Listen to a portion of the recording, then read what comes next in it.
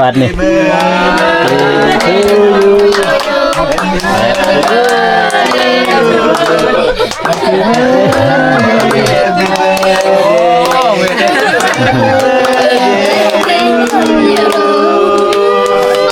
มา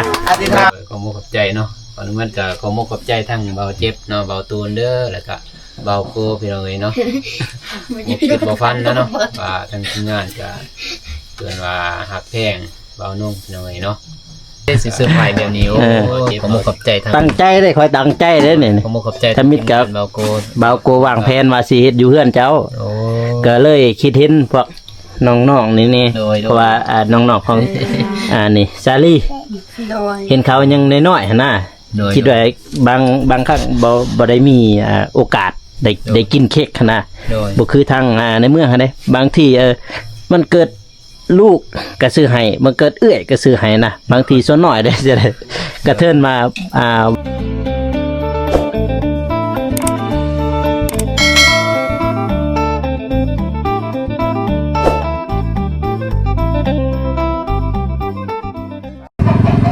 มาพี่น้องเอ้ยมื้อนี้ก็เป็นมื้อที่ว่าอากาศดีเนาะตอนนี้ยังอยู่บ้านทงวายพี่น้องเอ้ยเพราะว่ามื้อวานนี้เป็นวันเกิดของเบาอนงเนาะพี่น้องเนาะก่อนอื่นก็สบายดีเด้อพ่อแม่พี่น้องเนาะว่าสิอยู่ภายในหรือว่าต่างประเทศก็ยินดีต้อนรับกับสู่ช่องเบาโกชนบทสปปลาวพี่น้องเอ้ยตอนนี้มาซื้อเค้กซื้อกระลำไปฝากเด็กน้อยพี่น้องอยู่บ้านนอกซาลีนะกระลำไปฝากกี่ลงกลับมาซื้อขึ้นไปบ้านเดินทางเย็นเมื่อยเพราะว่าผ้าเขาเจ้าไปหาแนวอยู่ในกินเนาะตามห้วยตามห้องพี่น้องเอ้ยตามวิธีบ้านเขาเลยไปอาบน้ำเหรอไปเนี่ยตั้งท่าเนี่ยสลีออกทางมันจะออกมาจะบอกมองสลีเขาจะถ่ายแล้วจอยถือให้เนี่ยถือให้เนี่ยไปถ่ายก็บอกเลยให้คนอื่นจับทีแล้วก็อยากออกกันเลยไปแล้วจึงว่ากันบอแล้วบอเนี่ยให้คนอื่นจับไปถือเลยเจ็บถือเลยถือ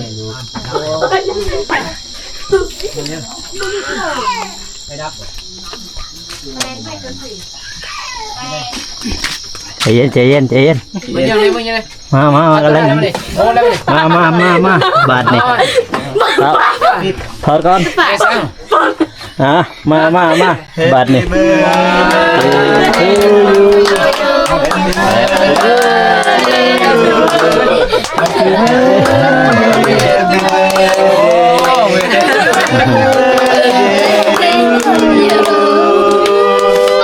มาอธิษฐานแล้วเนี่ย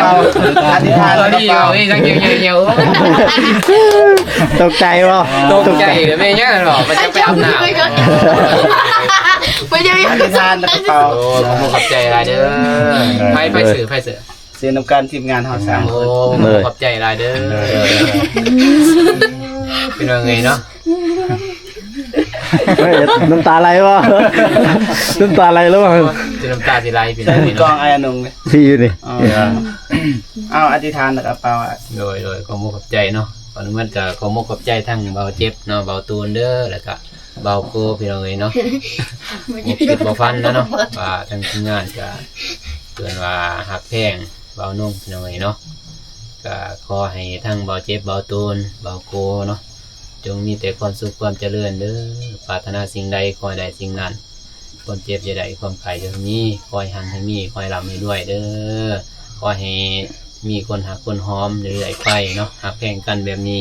เรื่อยๆไปเนาะทีมงานเราไต่พี่น้องเลยเดินมาสู่ไปนำกันเนาะ4 คนเฮาพี่น้องเลยเนาะเราขอขอบใจอะไรทางน้องๆพี่น้องเลยเนาะที่เสื้อไผ่จนน้ำตาสิไหลเนาะเดินมาจนน้ำตาเกิดตกในพี่น้องเนาะเดินมาบุกขึ้นบ่ฟันนะว่าสิมีแบบนี้เนาะ ขอมุกขอบใจหลายเด้อน้องเด้อโดย ไอ้ต้องการยังคิดอะไรยังอธิษฐานเอาขึ้นในใจ โดยสา คนผมไม่ให้ ให้แต่เค้ก โดยสาธุ เอา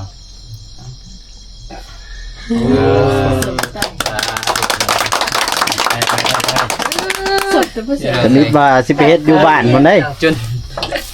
นสิให้เด้อหนึ่งเลยรายการเด้กันเด้ ดามจะคนดาบเลยกับซีสเมน นะจนสิให้เด้อมื้อนึงเลยจนกันเลย อันนั้นเด้ตูนทงยางเด้ตัวนั้นให้เด็กหน่อยนะ กันให้ ไปเอาตี้อยู่ครับให้เด็กหน่อยนะ ไอ้น้องกินก่อน แม่ดูทุงยางกันดักกันเด้อเด็ก โอ้จนมือสั่น เบาๆเลยจับได้บ่จับเบาสิคันจับแน่นบ่เป็นยังนี่เอ้ยแต่บ่อีกอ่ะ ตายเอา ไหนแล้วได้แล้ว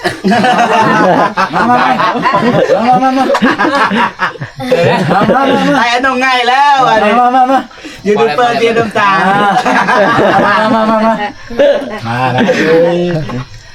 แล้วจะน้อยจังใส่ให้เด็กหน่อยนี่ ได้แล้ว มาน้ำตาไหล จะปอดอะไรบ้างมา น้ำตาไหลแล้ว จับพอดีเจ็บเอ้ยเจ็บเอ้ย จับดิ เจ็บ สรุปว่ามันเกินไปก่อน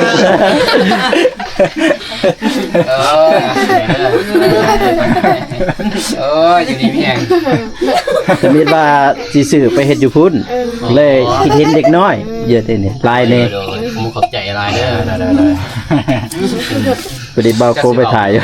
เสียงดาวสิไปไส้ บ่ญาติแต่เบานุ่งละเมื่อเลยอุ้ยไว้ตี้ไว้ตี้สิ คือว่าแม่ยังมีแบบว่าเป็นสายน้องก็ โดยว างแผนได้เทิงแล้วเห็นบอกน้องว่าไปท้ายน้องสาลีนะไอ้ว่าบ่มียังสิตายนะก็มีนะสิตาย เดี๋ยวพ่อเนาะพี่รุธเนาะพี่น้อง มีว่าสิซื้อไปเฮ็ดอยู่ผู้อยู่บ้านอยู่เพื่อนเมียจ้ะเพิ่นคิดเห็นเด็กน้อย โดยขอบใจลายเด้อ ลงมาเรียน เอ้า มา บ่รบกวนแล้วแต่ไอ้เพิ่นถ่ายคลิปต่อก่อน ได้แล้ว บ่ป้อนให้เด็กน้อยเลยก็ได้ ปิดคลิปเลย ให้เด็กน้อยอันนี้ก็ได้ ให้ทางน้องๆเพิ่นกินเด้อ โดย กิน ให้น้องๆเพิ่นกินเนี่ยก็ได้ ไอ้ประตูลองก่อนสิกิน ว่า สิกินนี่เลย อยากจะกินเสื้อหนูเท่าไหร่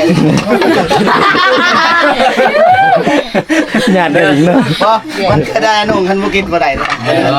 โดย เพิ่งได้นี่ซื้อเด้อน่าจะกิน พี่น้องไง เอา แซ่บไปคือเค้ก บ่น้องจะตื่นได้บ่นึงว่าโอ้ บ่นุ่งก็ว่าจะวางแผนกับผู้นี้เป็นคนปิดไฟจะบ่ลุกก็ได้ คือว่า เอวไปทำแสงดาวสิไปไส้แสงดาวจะได้สิไปอาบน้ำมาไปยังอยู่กู เอาไม่ได้ ไอ้แกมาอยู่กูเดี๋ยวมันจะเป็นไรมาพี่แกแม่มึงเสมอจะอาจารย์ ไอ้เพิ่นก่อน โดยได้แล้ว แม่อุ้มจับเลย อวยพรนะบอกเรื่องคนบอกเรื่องการอวยพรในเบาเจ็บโอเคอยู่เบา โอ้ ตัวย นี่ พรก็ได้ทั้งมื้อนี้นะ นะ ที่เฮาคันว่าเนี่ยเพราะว่าเฮาอยู่นำกันบ่จะเป็นต้องคำอวยพรแต่ว่าเฮาสิแสดงให้เพิ่นเห็นว่าในนี่อวยพรมันบ่สำคัญสำหรับเฮานะมันเกินคำว่าอวยพรแล้วเฮา โดยอยู่กันแล้วพี่น้องเนาะ อยู่นำกันแล้ว ซ้ำนี่บ่นุ่มก็ดีใจแล้วน้องพี่น้องเนาะผมขอบใจหลายเด้อ ได้ โดยหักแตงกันพี่น้องเนาะ ค่อยเลยทาพระเจ้าอยู่หันบักดนว่าสิเมื่อยแล้วบ่เนาะ โอ้เสียห้ากันแล้วบ่ โอ้ย สร้างให้คนนี้ จะบ่เนาะ บ่ก็ ค่อยไปซื้อยังได้ทาย ตั้งแต่อยู่เฮือนในเบานุ่งแหละอันนี้คือสถานบุคคลแล้วจังได๋ วางแผนกันเรียบร้อยน้องสลีหัว ฮู้ค่อยแล้วบ่ดอกสลิด นะโบนี่ จริงๆอยากให้นี่พ่อ บ่ว่าน้องสลีสิให้นำ หมอน้องสลีนี่เพิ่นเว้าเพิ่นสิเว้าแล้วอยู่ถึงเพิ่นว่ามีแนวสิให้อย่างนี้นั่นบ้า บ่แม่นตัวนี้บ่แม่นเพิ่นต่าง โอ้ตัวนี้แต่ว่ามันสิเกี่ยวนะ มันสิเกี่ยวแล้ว ไอ้อันน้องสิสงสัยแม่นยังบัดนี้ สิให้พี่น้องเลยเนาะ น้องซาลี่ก็ฮู้นำกันแล้วอยู่พุ่นตอนว่าบอกอย่านั่งอยู่หั่นเด้ แท้นำมาให้บอกน้องสลี บอกแล้วกูเลย เราสนิทมาบอกให้แม่หู ประหยัดแม่แล้วตี้สิไปบอกฮะบ่บอกบ่ แม่นั่นจะสิบใส่แม่ ประหยัดแต่แล้วเขาบอก อันนี้อูอยู่สลีอยู่มาแต่บันไพมาอยู่ รี กู บ้า กู ค่ ตั อย ด ๆเป็นก็อ๋อพอดีค่อยบอกให้เก็บซิ ก็ไอ้เนื้อเยอะมากจะบอกไปใส่ มาให้หูมาให้หูมาให้หูกับครอบครัวนางซาลี่ก็ได้มา มา ก็เลยครับ เอาถ่ายรูปมานะ โดยไป มีไพ่ จะได้บัตรเนี่ยเสื้อผ้า มีไพ่ได้ซื้อไพ่แบบนี้โอ้ขอมุกขอบใจทั้ง ตั้งใจได้คอยตั้งใจได้เนี่ย ขอมุกขอบใจเบาโก บ่าวกูวางแผนว่าสิเฮ็ดอยู่เฮือนเจ้า โอ้ ก็เลยคิดเห็นพวกน้องๆนี่ โดย เพราะว่าน้องๆของนี่ซาลี่ โดย เห็นเขายังน้อยๆหั่นน่ะ โดย คิดว่าบางครั้งบ่ได้มีโอกาสได้กินเค้กหั่นน่ะ โดย บ่คือทางในเมืองหั่นเด้บางทีมันเกิดลูกก็ซื้อให้มันเกิดเอื้อยก็ซื้อให้นะบางทีส่วนน้อยได้จะได้กระเทินมาวันเกิดบ่าวนุ่งก็เลยมาจัดอยู่นี่ซะ จัดอยู่นี่เลยวันนี้คอยบอกถ้าเม็ดเขาบอกไม่แต่บ่าวตูนนะก็บอกว่าบ่าวตูนเฮ็ดบ่เพิ่นว่า ก็มาอยู่เพื่อนนี่ยันให้มาจักพี่น้องเลยเนาะเพราะว่านี่อ้ายน้องๆนี่ ก็อยู่เพื่อนนี่เบาน้องให้เลยเหรอเพราะว่าอยู่เพื่อน มือบ้านว่าเซตมือบ้านบ่าวโกว่าเซตมือบ้านเนี่ยจะเมื่อก่อนวันนี้ โอ้ ตั้งใจก็เลยว่ามื้อนี้ซะบ่าวโกมาบ่ถ้ามิดว่าสิออกไปเด้อสิออกไปซื้ออยู่นอกพุ่นเด้ โดย เตือนมามันมีอยู่ในบ้านในมีอยู่เค้กเขาว่าก็เลยไม่ซื้ออยู่ในบ้านนี่ซื้อถาก็เลยคิดเห็นพวกน้องๆในนี่ก็เลยให้มาเฮ็ดอยู่นี่ซะมาจัดอยู่นี่ซะอีต้นเขาเด้พอได้เขาได้กินในวันมันเนี่ย